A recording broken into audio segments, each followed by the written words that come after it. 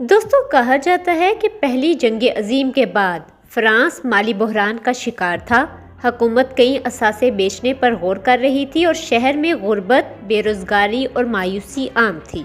और इसी माहौल में एक चालाक, ज़हीन और बेरहम धोखेबाज पेरिस पहुंचा, जिसका नाम था विक्टर लस्टिग। दोस्तों, विक्टर ने एक दिन अखबार में पढ़ा कि आईफल टावर की मुरम्मत पर बहुत लागत आ रही है और हुकूमत इसे शायद गिरा दे।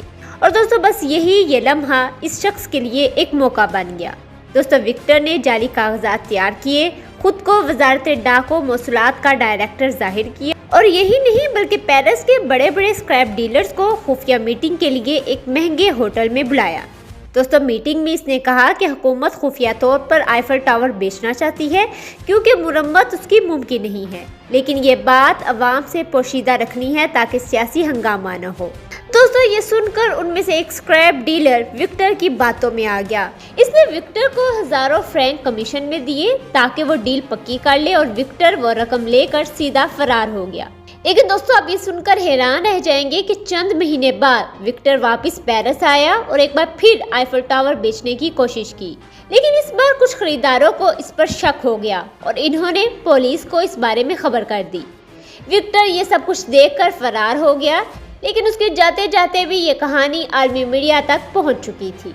दोस्तों, कहा जाता है कि विक्टर का असल नाम क्या है ये किसी को मालूम नहीं हो सका, लेकिन कहा जाता है कि वो ऑस्ट्रेलिया का रिहायशी था।